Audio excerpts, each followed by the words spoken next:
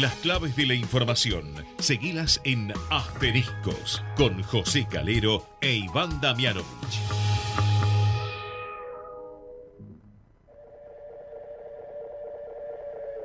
Esto que estás oyendo ya no soy yo. Es el eco del eco del eco de un sentimiento.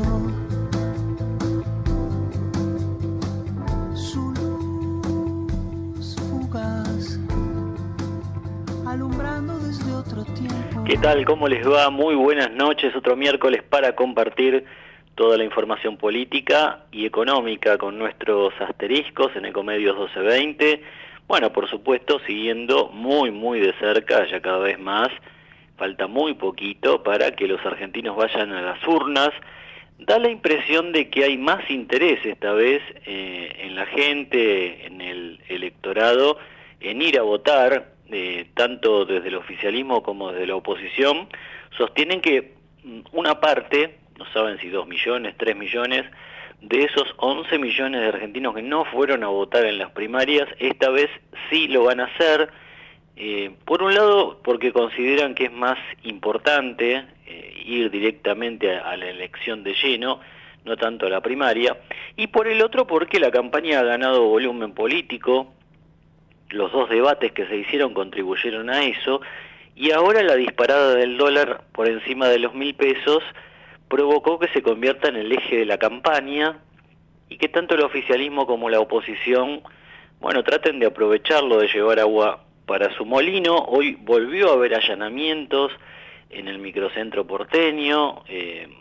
Hay un caso que está dando vueltas por estas horas muy interesante. 3 ciudadanos chinos que llevaban más de $700.000 pegados al cuerpo para disimularlo en el centro de Belgrano. No se sabe si el dinero era de ellos o si eran una especie de mulas que estaban trasladándolo para otros mandantes.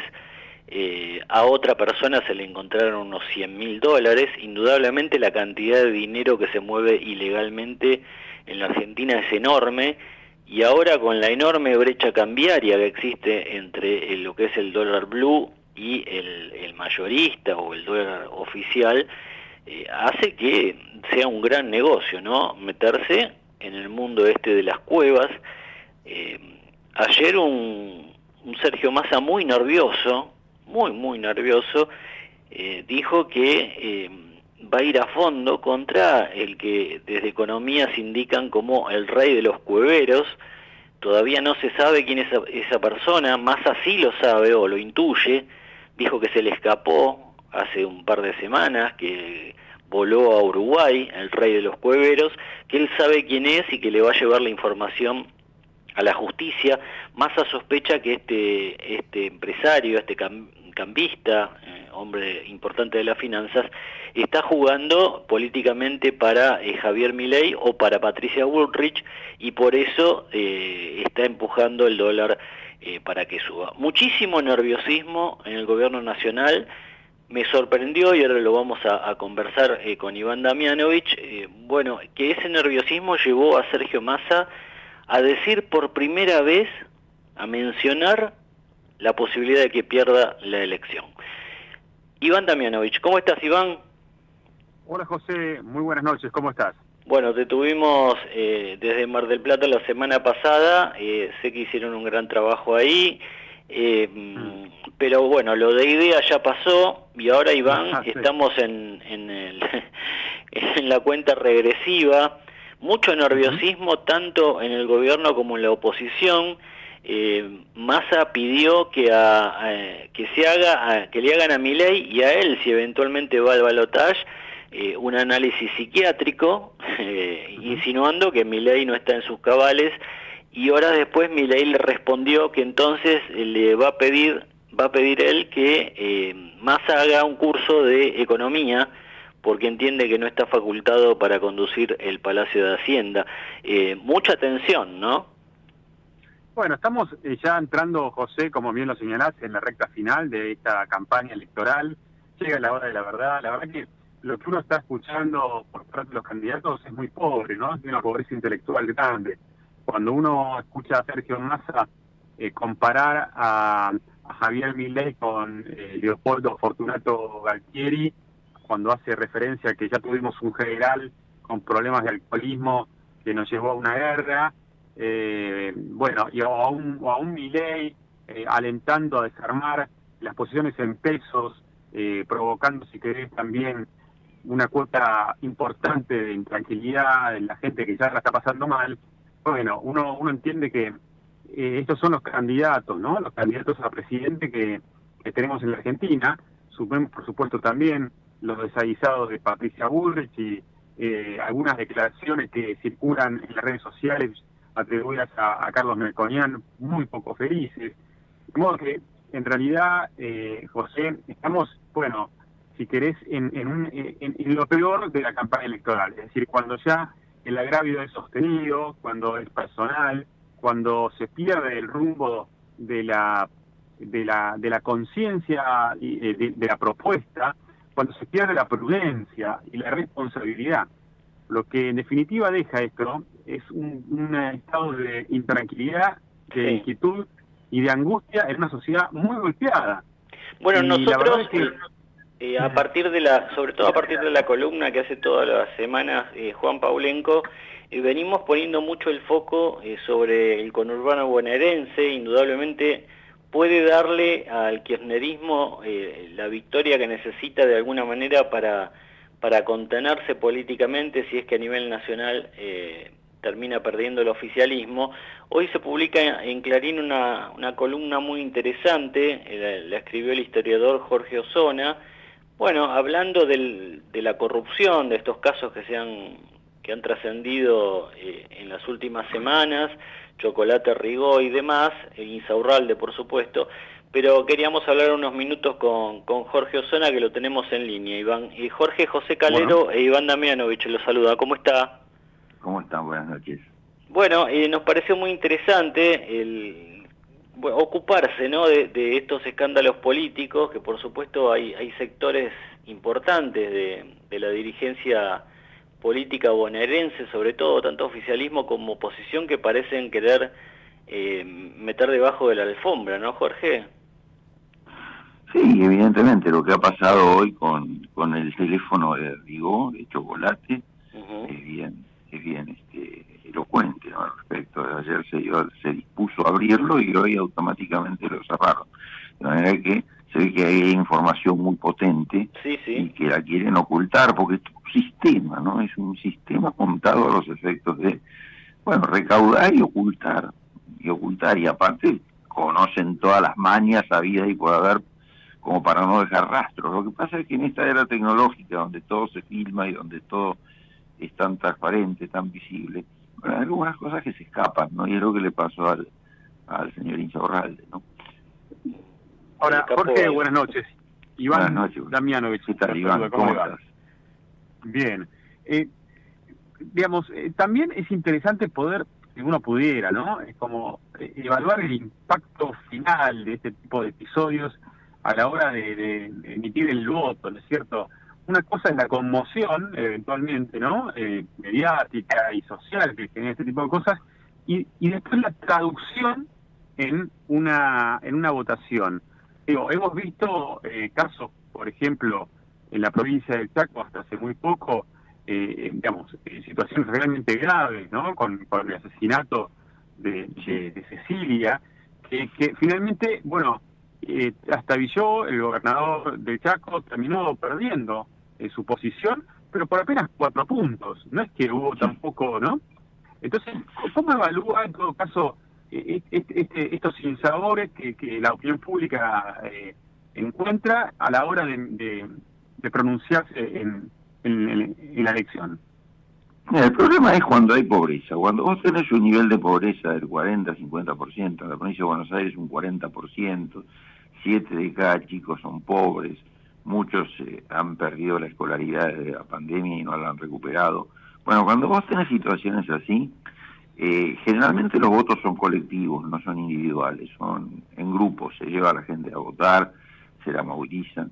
¿no? Y sobre todo la gente que está situada en ese, qué sé yo, 15-20% duro, ¿no? De la pobreza extrema, ¿no? Que es muy movilizable, digamos así, incluso para votar. Ahora, ahí un voto vale un pancho, un voto vale lo mismo que te tiren una gaseosa, no tienen. Entonces, cuando vos pensás que son, bueno, por supuesto que no es el 40% de la gente pobre, pero es un 20% muy potente, ¿no? Que define las elecciones. Bueno, verdaderamente es bastante dudoso, ¿no? Que con ese tipo de ciudadanía dibujada por la pobreza, ¿no? Configurada por la pobreza, bueno, se puedan obtener resultados distintos. Esto en cualquier parte del mundo sería un escándalo. Bueno, que esta gente tendría que escaparse. Bueno, sí, Morales sigue manejando los hilos. Bueno, Jorge, a una primera ministra europea le cuestionaron muy fuertemente que pagó un desayuno en lugar de pagarlo con la tarjeta personal, lo pagó con la tarjeta, digamos, corporativa del cargo de primera ministra. O sea, son cosas que impensables acá, ¿no? Por el caso Watergate, que si vos te pones a pensar, es un espionaje de la campaña opositora de un hotel a otro, una cosa que si vos te pones a pensar son niñas en comparación con estas millonadas de plata y con estos viajes, y que, ojo, estamos viendo un caso, pero que es lo más parecido a una muestra de sangre, porque todos ellos viven igual, todos ellos tienen el mismo tren de vida, todos ellos viven disociados respecto de sus municipios, porque acá hay un problema que es sistémico, y en el que los actores circunstanciales, coyunturales, son solo accidentes. Acá el problema es la provincia de Buenos Aires, que no es una provincia, es una zona híbrida, es una región que parece una provincia, pero que no es una provincia, que tiene el formato de una provincia, pero que ni siquiera tiene identidad. Provincia de Buenos Aires sin Buenos Aires es un contrasentido. ¿Quién se reconoce en la provincia de Buenos Aires como bonaerense? ¿Qué común denominador hay entre un tipo de San Nicolás, otro de Mar del Plata y otro de Lanús? Absolutamente ninguno. Cosa que no se registra en ningún otro lugar del país, ninguno absolutamente. Vos vas a Jujuy, vas a Chubut, vas a Santa Cruz y la gente se siente chubutense, se siente santacruceña, se siente porteña en Buenos Aires. Ahora, eso genera, ¿no? Una solidaridad básica, ¿no? Donde, bueno, todos sabemos qué es lo que pasa en la provincia, sabemos quién es el gobernador, sabemos que las élites políticas, bueno, circulan dentro de la provincia. Bueno, nada de eso se ve en Buenos Aires. Buenos Aires es una provincia gobernada por extranjeros que no la entienden, a su vez explotada por un Estado federal que le roba parte de su coparticipación, y al mismo tiempo eso habilita, ¿no?, a que la legislatura, que es un lugar de empate entre los municipios del interior y el Gran Buenos Aires, bueno, prácticamente trabe crónicamente, endémicamente al gobernador. Entonces, ¿cómo se resuelve eso? Bueno, a través de todos estos movimientos de dinero ilegal, ¿no?, que entre otras cosas determina un consenso básico. El consenso de que todos podemos estar cobrando 1,5 millones de pesos de dieta, pero en realidad cobramos 30, ¿no? Y eso es lo que habilita, ¿no?, toda una serie de acciones colusivas, ¿no?, destinadas a hacerse multimillonarios a costa del fisco y de espaldas a la sociedad a la que deben representar, ¿no? Ahora, eso después se reproduce en los ámbitos municipales, porque si no hay plata suficiente para darle a las municipalidades del conurbano, entonces eso genera, las cajas negras de la política, que son todas las que hemos visto, el juego, hay muchas cajas negras, desde el juego hasta el narco, ¿no?, con sus recaudadores, que casi siempre son los recaudadores referentes territoriales de la pobreza, que a su vez distribuyen entre sus clientelas pequeñas dádivas, pequeños emolumentos. Y así funciona. Entonces, ojalá que estos casos que son tan obvios, tan claramente se ve la corrupción, la justicia los pueda llegar adelante y después terminen teniendo algún impacto sobre el gran entramado de corrupción que se sabe existe en la política. Jorge, gracias, que le vaya muy bien. Sí, una cosa te quería decir, sí. Es muy difícil que la justicia opere de alguna manera, porque la justicia está totalmente cooptada por ellos. Lo que ha pasado hoy con el teléfono de chocolate es más que evidente. Sí. Bueno. Es como darle al ladrón la posibilidad de atender el otro frente. Jorge, gracias. Le mando un abrazo. Que ande muy bien. Bueno, interesante como siempre el historiador Jorge Osona. Hay una columna hoy muy interesante de él en Clarín sobre el conurbano, un tema que lo obsesiona y que de alguna manera a todos nos interesa. Él hablaba, Iván, del juego, y hay muchas sospechas de que justamente buena parte de que Insaurralde se haya hecho multimillonario, porque lo es, indudablemente, proviene de sectores vinculados al juego, ¿no? Bueno, hay que entender, José, que yo lo escuchaba recién a Jorge, la realidad es que acá hay un sistema, ¿cierto? Un sistema que está muy aceitado, que se fue consolidando a lo largo del tiempo, y que no es privativo de un dirigente o de un partido político.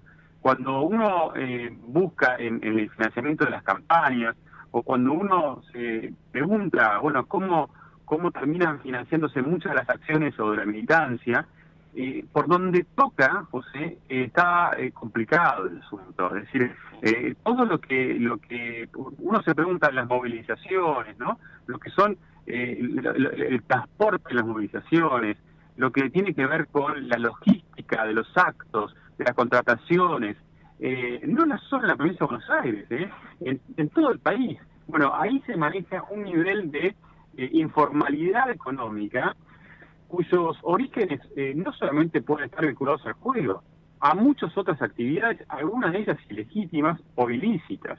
Bueno, dicen que, para graficarlo muy bien lo que vos estás sosteniendo, Iván, y mirando una cosa muy pequeñita, muy micro, ¿no? Pero dicen que hasta en los actos está tarifado el espacio que va a ocupar la parrilla con los choripanes, ¿no? Es decir, hasta por eso se tiene que pagar. Por eso creo, mira, sé que el colega Jorge Lanata publicó un libro recientemente sobre la corrupción en la Argentina. Sí. Yo creo que si uno se remonta, si uno se remonta, digo, todo lo que tiene que ver con la organización política, con la movilización política, está atravesado desde hace muchísimo tiempo. Claro que con los años se fue como profesionalizando el sistema, si querés, pero está atravesado por una economía no blanqueada, una economía informal, una economía que no tributa, y ahí acá le cabe la responsabilidad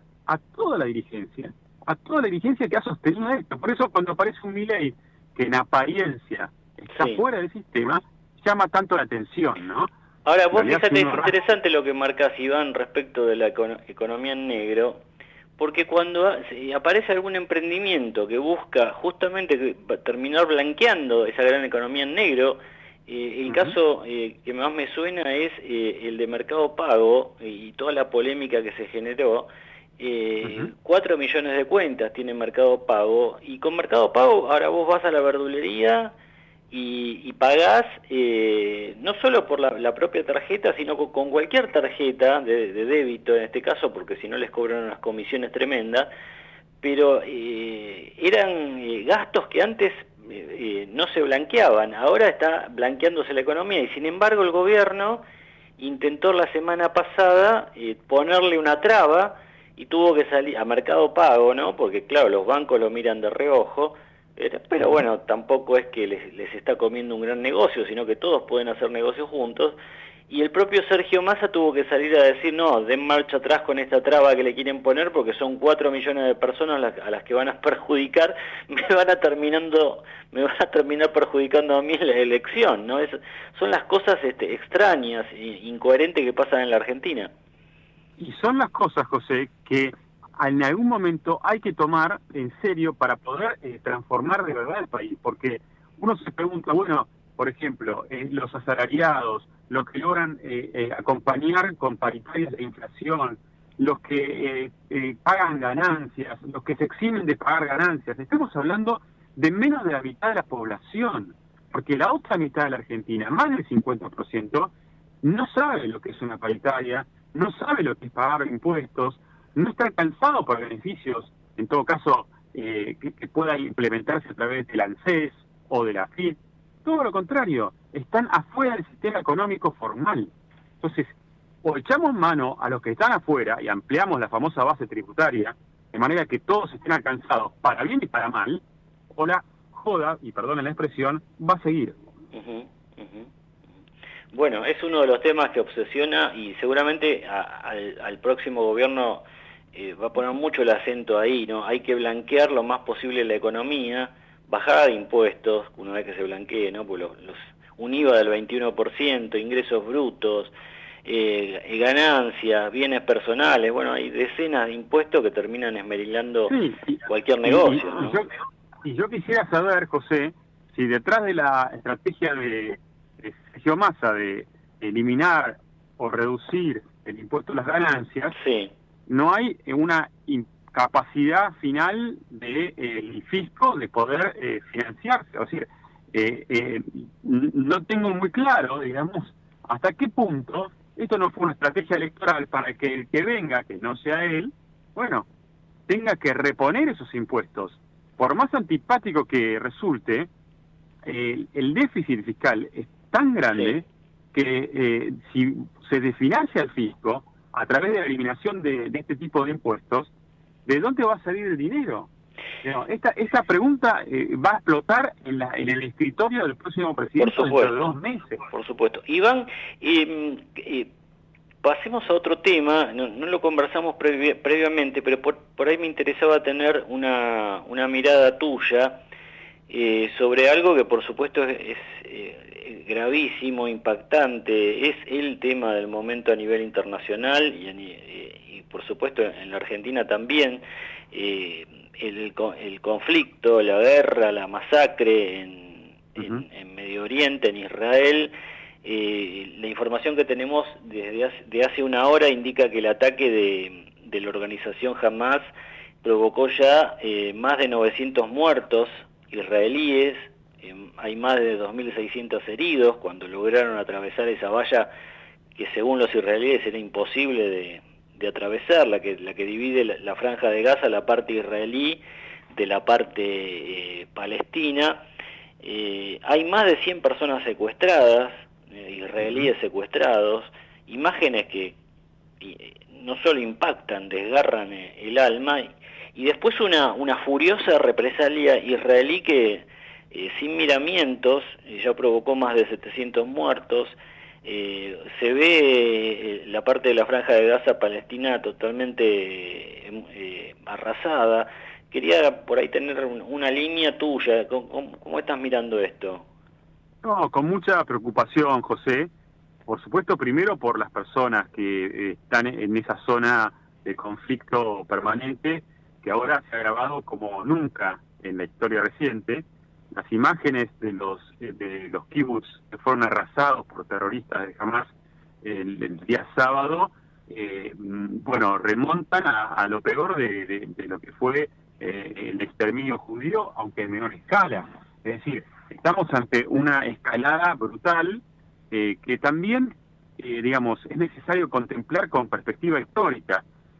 Para poder comprender acabadamente este conflicto que ya lleva tanto tiempo, hay que remontarse a cientos, miles de años atrás. La realidad es que este es un problema histórico, si querés, entre lo que eran los filisteos y el pueblo judío, que no se ha resuelto en todo este tiempo y que muy probablemente no se resuelva tampoco. Entonces, todos los elementos que han echado mano para poder resolver, bueno, han fracasado a la vista de estos resultados.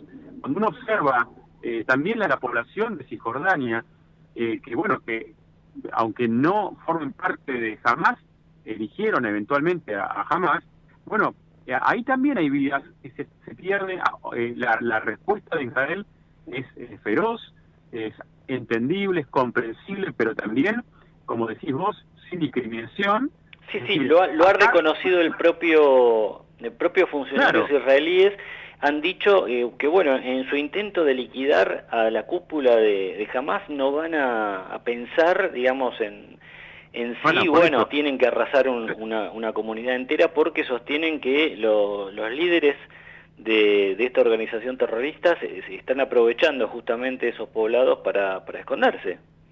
Por eso estamos, si querés, ante la faceta más tenebrosa, más oscura de lo que puede ser un conflicto entre países. Porque una cosa es una guerra donde están establecidos los objetivos militares y donde las estrategias se trazan en función de la ocupación de un territorio a través de las armas para eliminar a un enemigo militar. Y otra cosa es cuando el terrorismo, por un lado, o las Fuerzas Armadas, por el otro, no hacen distinción entre civiles y militares. Y esto es lo que estamos viendo, sin contemplar, si querés, José, lo dejamos para la próxima, pero sin tener en cuenta la repercusión a nivel mundial en términos políticos, geopolíticos y económicos. Lo que también debería poner sobre la agenda en esta Argentina preelectoral una idea acabada de cómo van a lidiar nuestros líderes que asuman a partir del 10 de diciembre con este nuevo mapa que estamos viendo en Medio Oriente y que vuelve a cambiar la relación de fuerzas en el mundo. Sí, y muy interesante, Iván, y con esto ya te despido, que, bueno, Milei está muy alineado con Israel, mucho más tal vez que cualquier otro presidente argentino, y si llega a ganar la elección, eso también va a tener, como vos bien decís, un impacto en la relación argentina con el mundo, ¿no? Así que va a ser muy interesante seguir muy de cerca todo esto. Iván, nos reencontramos la semana próxima, gracias. Con mucho gusto, un abrazo, José. Vamos la radio, somos tu voz, vamos con Eco, siempre la verdad y la mejor información. ¿Cuándo fue la última vez que te tomaste un respiro para ver un amanecer? Descubriendo lugares distintos que te hacen soñar, emocionar. Lugares que se convierten en felicidad cuando compartís ese momento con amigos. ¿Cuánto hace que no te tomás un respiro para descubrir algo distinto? Catamarca es mucho más que un destino. ¿Cómo prevenir dengue, zika y chikungunya? Sin criaderos no hay dengue. Limpia tu patio de objetos que acumulen agua. Elimina agua estancada de recipientes. Reemplaza con tierra o arena el agua de tus flores. Tapa los tanques de agua y cisternas. Tira y perfora llantas para que no acumulen agua. Limpia floreros y bebederos. Recordá, sin criaderos no hay dengue. Intendencia Menéndez. Espacio cedido por la Dirección Nacional Electoral. Los argentinos necesitamos un cambio de raíz. Hace décadas que tenemos un modelo de país empobrecedor, donde los únicos que les va bien es a los políticos. Hoy tenemos la oportunidad de poner un punto y aparte, de empezar a reconstruir una Argentina distinta, próspera, sin inflación, libre, pujante y segura. La libertad avanza. Javier Milei, presidente. Victoria Villarruel, vice. Lista 135. Espacio cedido por la Dirección Nacional Electoral. Soy Ludmila, estoy cursando el último año de secundario. En mi familia, yo voy a ser la primera en estudiar. Derecho al futuro. Unión por la Patria. Gustavo Pulti, Marcela Basualdo, Juan Pablo de Jesús. Candidatos a diputados provinciales, Provincia de Buenos Aires. Quinta sección electoral, lista 134. Espacio cedido por la Dirección Nacional Electoral. Para enfrentar el ajuste del gobierno, el avance de la derecha y el FMI en las calles, el Congreso y en todo el país, Cristian Castillo, Mónica Schlotauer, Néstor Pitrola y Andrea Lancete, diputados por Buenos Aires. Miriam Bregman, presidenta. Nicolás del Caño, vice. Frente de Izquierda, lista 136. Espacio cedido por la Dirección Nacional Electoral. Vayamos hacia un país normal. Juan Schiaretti, presidente. Florencio Randazzo, vicepresidente. El voto que vale para ser un país normal. Hacemos por nuestro país. Lista 133. Informate en ecomedios.com. Seguinos en Facebook. Ecomedios Live. Acompañan a José Calero en Asteriscos. Conocé todos los beneficios que el Ciudad tiene para adolescentes, pensados para que tus hijos puedan abrir una caja de ahorro gratis 100% online y llena de beneficios. Porque el comienzo de su independencia financiera también significa más libertad para vos. Entrá al Ciudad. Vení al banco que te banca. Comisión de apertura, mantenimiento de cuenta y emisión de tarjeta de débito 100% bonificada. El producto ofrecido corresponde a cartera de consumo. Para más información ingresá en bancociudad.com.ar. Somos los que fabricamos la tele que tenés colgada en tu casa. Somos los que producimos el aire que acondiciona el clima de tu hogar. Somos los que hacemos el celu que te conecta con el mundo. Somos Afarte. Somos industria. ICBC. El futuro nos inspira. ¿Estás por viajar? No importa dónde vayas. Disfruta desde que llegás al aeropuerto. Aeropuertos Argentina 2000 te espera con distintas opciones para darte un gustito. Wi-Fi libre y gratuito, opciones de estacionamiento y mucho más. Aeropuertos Argentina 2000. Pagá los sueldos de tu empresa con Credit Cop. Lo podés hacer por Credit Cop móvil desde tu celular o por banca internet empresa en tu computadora. Elegí comodidad, elegí seguridad, elegí beneficios. Banco Credit Cop Cooperativo. La banca solidaria. Cartera comercial. Más información en www.bancocreditcop.com.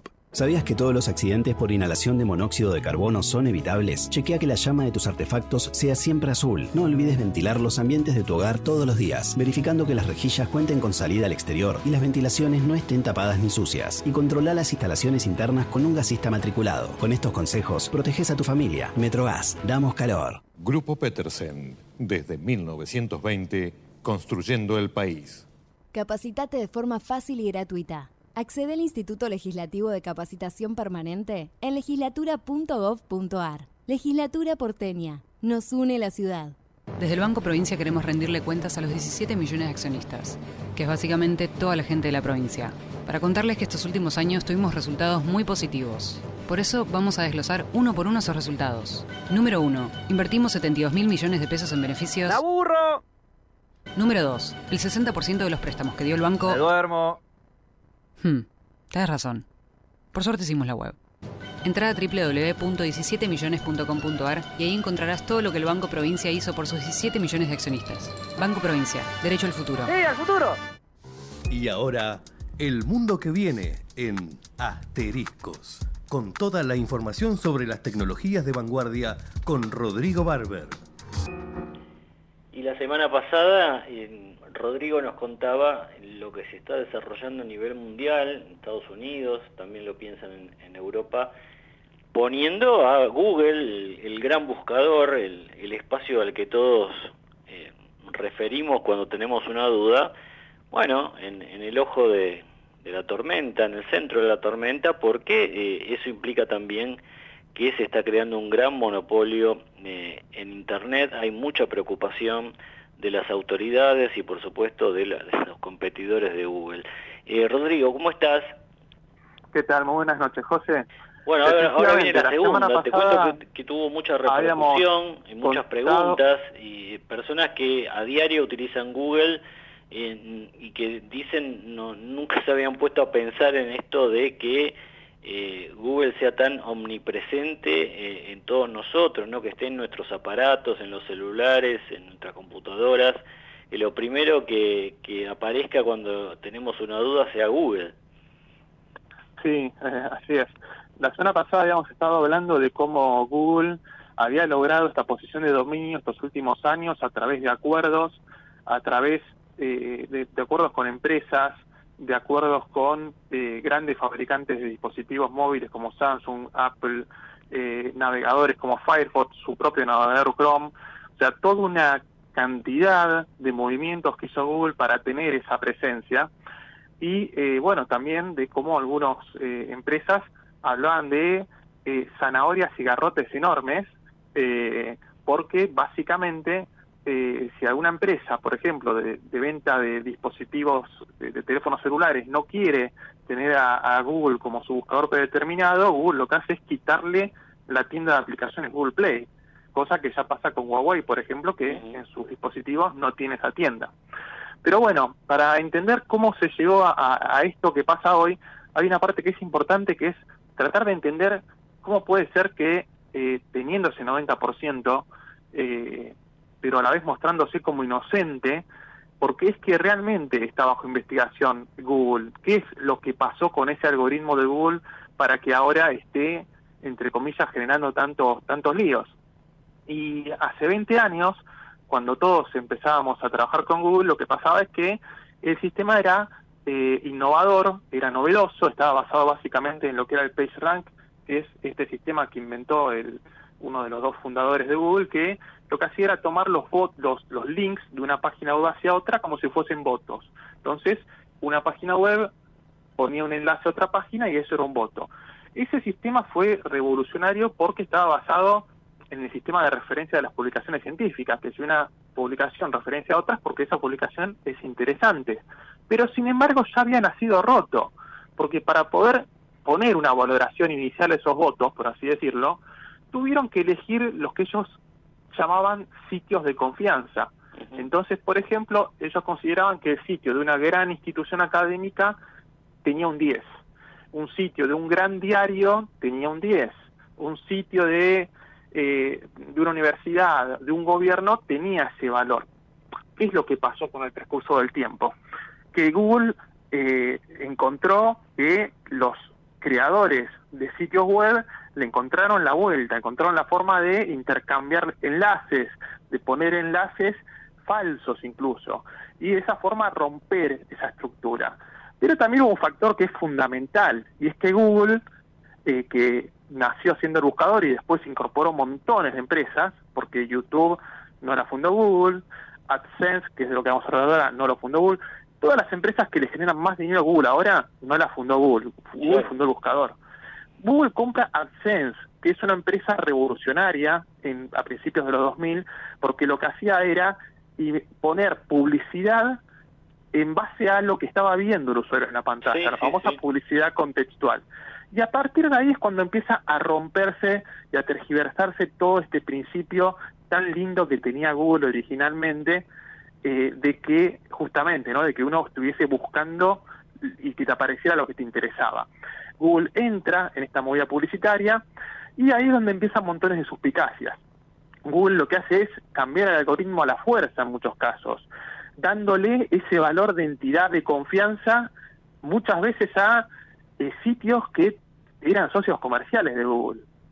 Esto a punto tal de que al día de hoy hay mucha gente que afirma directamente que aquellos que tienen publicidad de Google figuran más arriba, o incluso que hay algunos sitios que tienen acuerdos económicos con Google y que consiguen visitas o posicionamiento por eso. Hay un mito, Rodri, que incluso creo que hay una publicidad que lo utiliza, que viene ya desde hace varios años y que alguna gente nos lo ha comentado y nos ha preguntado, el mito de que cuando uno está hablando de determinados temas y tiene el celular cerca, la gente dice que le suelen aparecer publicidades en Google cuando navega vinculadas con lo que habló. Y ahí empezó el gran mito de ¿qué pasa con los celulares? En realidad están escuchando nuestras conversaciones.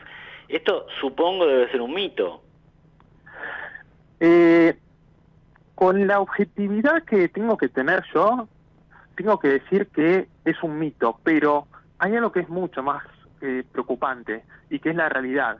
Y es que Google realmente es omnipresente en Internet, en el sentido en que cuando cualquiera de nosotros ingresa a una página web, hay un gran porcentaje de posibilidades de que el sistema de estadísticas de ese sitio web sea de Google. Claro. Y por consiguiente Google sabe lo que estamos haciendo en un sitio, por más que no usemos Google, que no usemos el navegador de Google. Lo que estamos buscando, qué nos interesa, qué nos sorprende. Entonces, yo creo que no hay nada de sorpresa en el que si vos estás hablando de que querés comprarle flores a tu esposa, Google lo sepa, porque realmente está en todos lados. Y eso tiene mucho que ver con este juicio. Google lo que tiene que hacer es obtener tener regulaciones y dar acceso a la información de cómo clasifica los sitios y cómo gestiona la información, o va a tener que dividirse, porque es totalmente incompatible que Google tenga un dominio tan inmenso sobre todo el flujo de información en Internet. Muy interesante, creo que es uno de los temas de este mundo que viene. Rodrigo Barber, gracias, un abrazo. Muchas gracias, José. Ya seguimos. .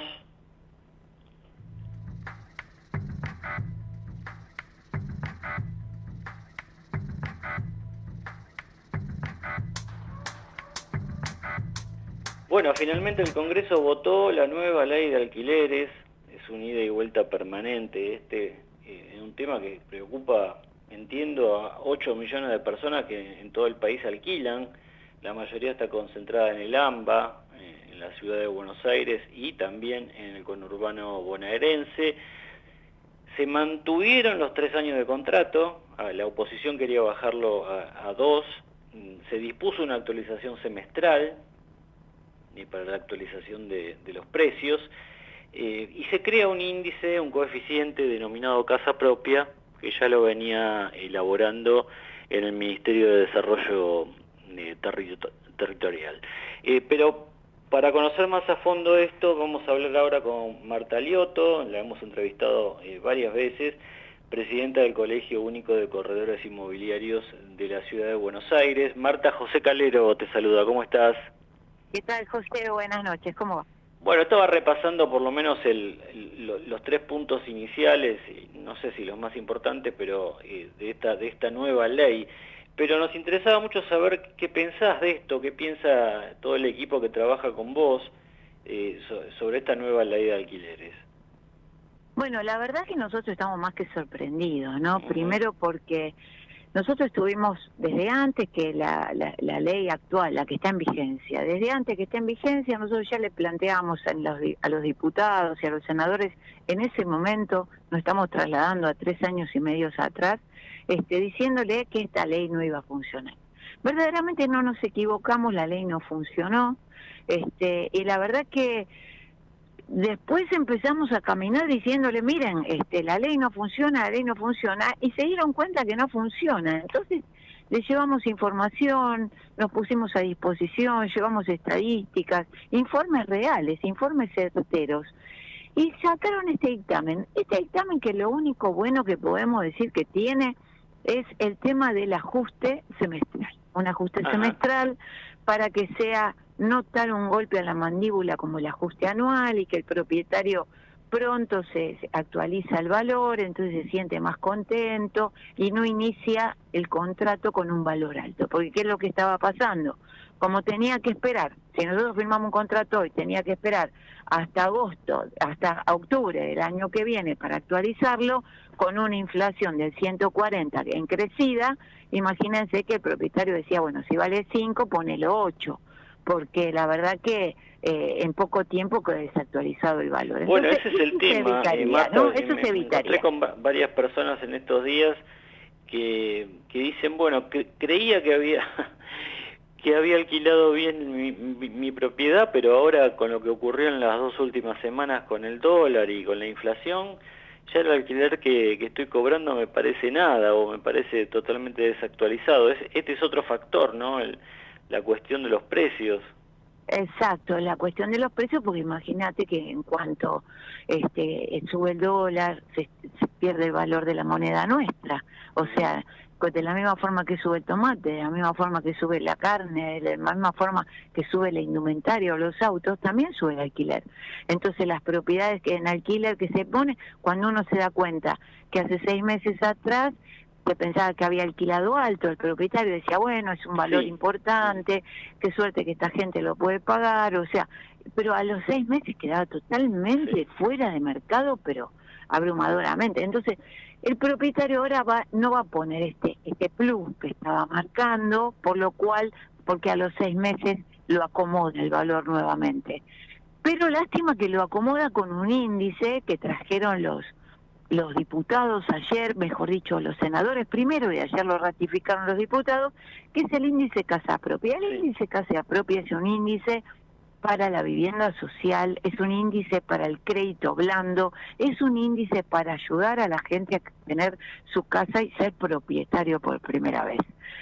No es para un escenario como digamos, yo creo que va a pegar un revés importante cuando se lo planteemos a los propietarios, porque este índice ajusta muy por debajo de la inflación, por debajo va a ocurrir otra del vez costo de vida. Que va a haber, sobre todo ahora que estamos a punto de cambiar de gobierno, y donde uno de los candidatos con más chances de terminar triunfando justamente está proponiendo todo lo contrario a lo que dice esta ley, porque La ley dice que el precio de los contratos debe establecerse en moneda nacional y hasta prohíbe que la publicidad de los inmuebles en alquiler se expresen en dólares, por ejemplo. Y tenemos un candidato que ha atraído y mucho a una porción fuerte del electorado, que justamente está planteando todo lo contrario, que se termine dolarizando la economía.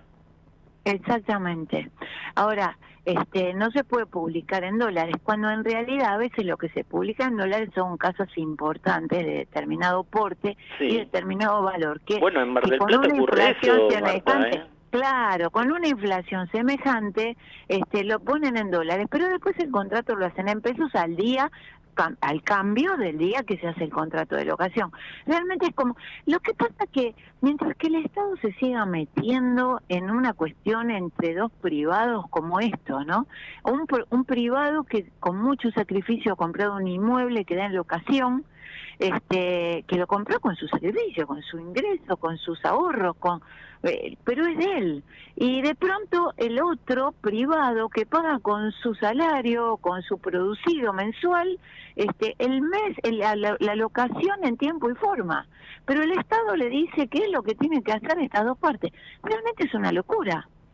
Porque no ayuda a ninguno de los dos, porque no ayudó, no le hizo una desgravación impositiva para que tenga un mejor acceso a la vivienda o a comprar el inmueble cuando se hizo la operación de venta, tampoco lo ayuda al inquilino en un plus que pueda darle o un beneficio X, no ayuda a ninguno de los dos, pero sí opina. La otra parte, Marta, discúlpame, que uno cada vez escucha más casos de personas que terminan cancelando el alquiler terminante, porque hay mucha mudanza, se observa en los sectores medios de la ciudad, gente que por ahí está 1 año y medio y bueno, no puede pagar más el alquiler con semejante nivel de actualización. Ahora la ley va a imponer otro, pero es muchísima. Hay un tema que nosotros lo planteamos, pero lo planteamos en el Senado, lo planteé personalmente en el Senado, en el recinto, en la Comisión de Legislación General, y te cuento esto. Los contratos de locación especialmente, pero en forma especial, lo detallo, y con mayoritariamente el 81% de los contratos de locación, 81%, que se celebraron con esta ley. Un contrato por 3 años, monoambientes, la mayoría son personas jóvenes lo que alquilan monoambientes, o adultos muy mayores que traen los hijos a vivir cerca porque el tema del cuidado y todo eso, o los chicos jóvenes que tratan de independizarse, de crecer, armar su vida. Bueno, la realidad es que el 81% rescinde antes el contrato. El 81% tenemos de rescisión. Entonces, ¿qué significa esto? Primero, la rescisión es pérdida de dinero, porque vos al rescindir el contrato tenés una multa. Y aparte, cuando vos celebraste el contrato y contrataste un seguro de caución para que te salga de garantía, que eso es lo que hacen la mayoría de los jóvenes, ¿qué es lo que pasa? Vos pagás por un contrato de 3 años. No pagás por un contrato de 1 año y medio. Entonces vos perdés, cuando haces el contrato, lo que depositaste en ese momento, y también perdés después para poder retirarte antes del inmueble. Y no es que es un fenómeno, es una lógica que un joven de 22, 23, 25, 26 años rescinda el contrato, porque es un momento de la vida, y todos hemos pasado por ese momento de la vida, donde es todo muy cambiante. No tenemos un novio, no vamos a vivir con un novio, tenemos un amigo, no vamos a vivir con una amiga, millones de cuestiones, cambiamos de laburo, entonces buscamos un inmueble que nos quede más cerca del otro laburo. Millones de cuestiones pasan en esa etapa de la vida. Todos los días nos pasa uno distinto. Entonces, ¿a qué nos lleva? A rescindir el contrato. Esos contratos, hay inmuebles que en estos 3 años el mismo inmueble se alquiló 2 o 3 veces. ¿Por qué? Porque los jóvenes o pierden el laburo y vuelven a la casa de los padres. Hay muchos casos, o se van a vivir con la novia. Hay muchos casos de chicos que están volviendo a vivir con los padres. Hay muchos casos de personas que, teniendo un proyecto de vida y después terminan, cada uno va para la casa Vuelvo a la casita de mis viejos, ¿no? Decía alguien por ahí. Exacto, o sea, pero porque la vida es así, y en esa etapa más aún. Entonces, que van, que vienen, que... ¿Cuántos hijos? Yo tengo amigos que me dicen, mi hijo todavía es chico, tiene 19 años, no ha pensado todavía en ir a vivir solo. Pero el día que piense en ir a vivir solo, le voy a decir, ojo, fíjate, porque mirá que el seguro de caución que vas a pagar es por 3 años, trata de cumplirlo. Antes pasaba lo mismo, pero como era 2 años... Cuando al año y medio decían, bueno, me voy a vivir con mi novia, o vuelvo a la casa de mi viejo, o vemos qué hacemos, faltaban 6 meses, y por 6 meses se quedaba, y después, cuando terminaba el contrato, tomaba la determinación. Marta, gracias. Pero ahora no. Un cariño grande, ¿eh? Gracias como siempre. Bárbaro, un abrazo, que estés bien, gracias, y hasta luego. Y ya lo tenemos en línea, Juan Andrés Pavlenko, con toda la información de la provincia de Buenos Aires. ¿Cómo estás, querido Juan? Muy buenas noches, José. Buenas noches a todos los amigos. Bueno, antes de pasar al sumario que nos anticipaste, Juan, ¿qué se está diciendo ahí en la provincia, en La Plata, en el peronismo sobre el escándalo Insaurralde? Mira, lo último que tenemos ahí como noticia es que sí, evidentemente en Lomas de Zamora hay un cimbronazo. Hay que medir cuántos puntos te lleva el cimbronazo, porque la diferencia era de 10 puntos. Ahora se estaba hablando de 5 puntos, pero todavía está faltando días para las elecciones. El tema provincial, yo creo que, va a ser menos todavía con respecto a Kicillof, no creo que llega a 2 o 3 puntos esto, de los cuales esa repartija lo tenés que hacer con la izquierda, con Milei, conjuntos, ¿no? Sí, y qué mal parado que quedó, me parece, Juan Kicillof, ¿no? Cuando reconoció que él desconocía lo del viaje y que las conversaciones que mantenía con Insaurralde le decía que estaba acá, en La Plata o en alrededores, y estaba a bordo del yate, en Marbella. Qué falta de información. Todo, yo creo que tu gente, de tus... gente más cercana al Reinón, todo se sabe.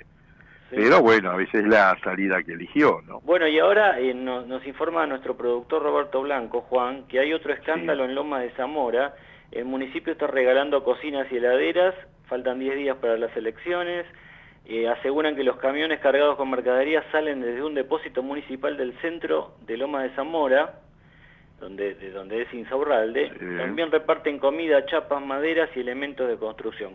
Nada que no hayamos visto. ¿Me podés permitir poner justamente, reforzar esta muy buena noticia de Roberto? Esto no pasa solo en Lomas de Zamora, en La Matanza está pasando, están regalando justamente los mismos elementos, y tengo información que en Moreno pasa lo mismo. Van con todo.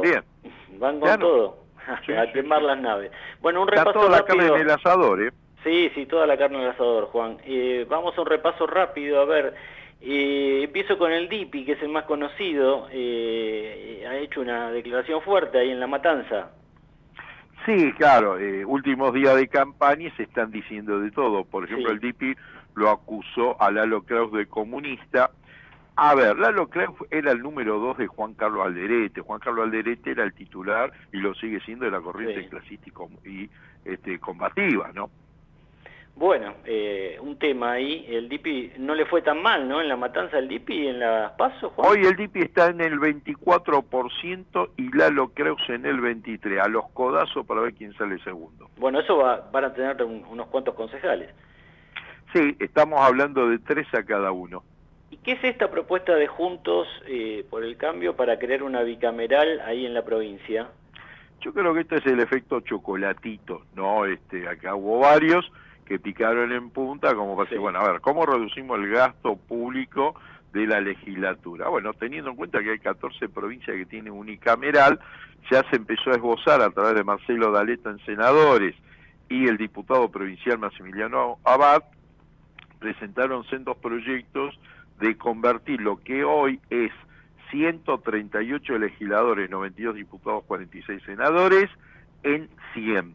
Con esto se entiende que se puede reducir bastante lo que sería el gasto público. Y esto es lo que Kicillof estaría dispuesto a discutir. Bien, habrá 2 nuevas universidades en la provincia de Buenos Aires. Linda noticia ante un posible cambio, si es que se da o no, por las dudas. hay que prender el paraguas. Estoy hablando de 2 universidades ya con ley que ha salido en estas últimas horas. Sí. Estamos hablando de la Universidad de la Cuenca del Salado, con sede central en Cañuela, y va a tener anexos en Lobos y Roque Férez. La otra es la Universidad Nacional de Saladillo, que sería un poquito más arriba, donde esta gente antes tenía que ir a estudiar a La Plata, ahora la van a tener muy cerca de su casa. Y una línea final para que incluyamos todo, Juan, ¿qué pasa en Ituzaingó? Bueno, en Ituzaingó una promesa, si ganan las elecciones, Pablo Descalzo, quien es el candidato, prometió construir una clínica o un hospital materno-infantil en la calle Brancel 3859 Ituzaingó. Pero atención, esto sería con fondos para el 2024. Si gana Descalzo, habrá maternidad. Si no gana, no hay maternidad. Fuerte abrazo, Juan. Buena semana para todos. Bueno, nos vamos, el último, el estribo, como le dice Roberto Blanco. Fuerte enojo de Sergio Massa con Alberto Fernández por la denuncia contra Milei. El ministro de Economía, candidato, dice que no fue consensuada, que le complica su campaña electoral. Esto está publicando a las 21 exactamente el portal más leído del país, Infobae, está con esta noticia en su título central. Nos vamos, pura información hoy en Asteriscos. Nos encontramos la semana próxima con ustedes, el miércoles, desde las 20, con toda la información clave para decidir. Chau.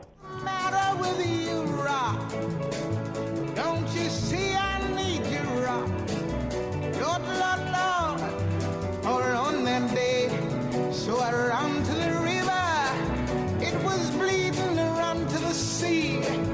It was bleeding, I ran to the sea. It was bleeding all on that day.